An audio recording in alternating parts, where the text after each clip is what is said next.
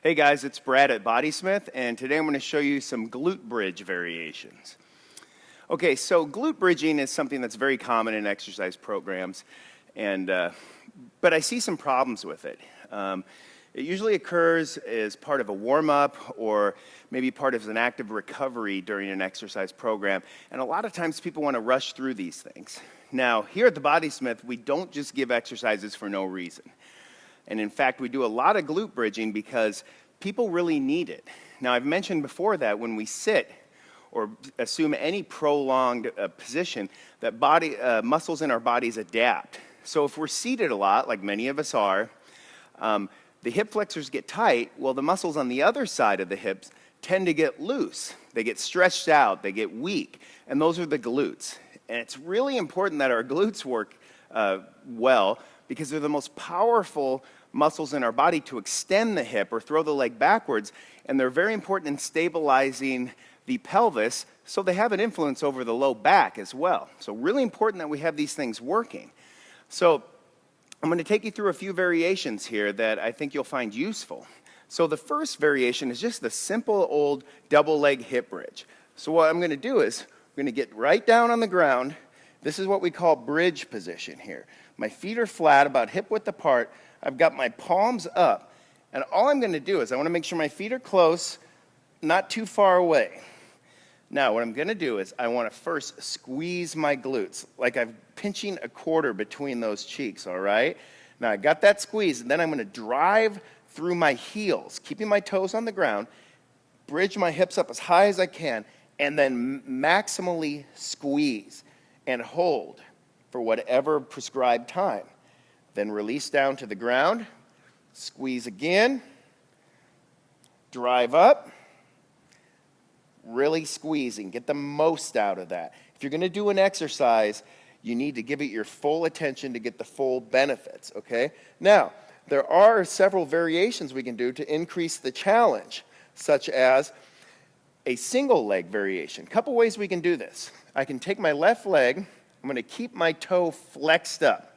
I don't want any lazy toes here. We need to work on some ankle mobility, and this is going to help. So I've got this knee pulled into my chest. Same deal. Now, right leg is on the ground. I'm going to focus on the right glute. I'm squeezing it, driving that heel in, driving up as high as I can, squeezing, squeezing, squeezing, and lowering down with control. And I would do an equal number on both sides. Now, some other variations we can do to give this a little bit, take it up a notch, if you will, is there's marching variations. So starting that same double hip bridge position, we're going to bridge up nice and tall. Now, keeping my hips right where they're at, I'm going to march one leg up, keeping that toe up, slowly controlled, then the left leg up. Now, things we don't want to see is this leg goes up, I don't want this hip to drop. So now my left glute is really working hard, my core is really stabilizing, keeping my hips level here, and then back. Great. Other versions, we can stay here. We can begin by just straightening one leg. Again, not allowing that hip to drop, keeping up, and then back down, and here. Okay, one final variation. We can take one leg straight.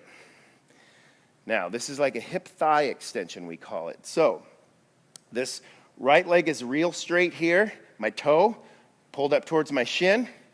I'm going to drive with this left heel, keeping this leg straight. So by keeping it straight, driving the heel, my hips should raise up until my thighs are parallel. Now, what I don't want to see is, oftentimes we'll see people just kind of raise this leg up. Well, you can see that that's not really doing what I want it to do. My hips are still droopy. I want to lock that leg in, keep everything tight, drive up, really squeezing that glute, and then down with control. Okay, so there you have some hip bridge variations. This is going to help combat what I call SBS, or sleepy butt syndrome, okay? So we don't want sleepy butts. You got to squeeze that glute, because remember, if you don't squeeze your glutes, no one else is going to, all right? Give the exercises your full attention and effort, and you will be rewarded with the results you're looking for. If you have any other questions, you can contact us at www www.thebodysmith.com.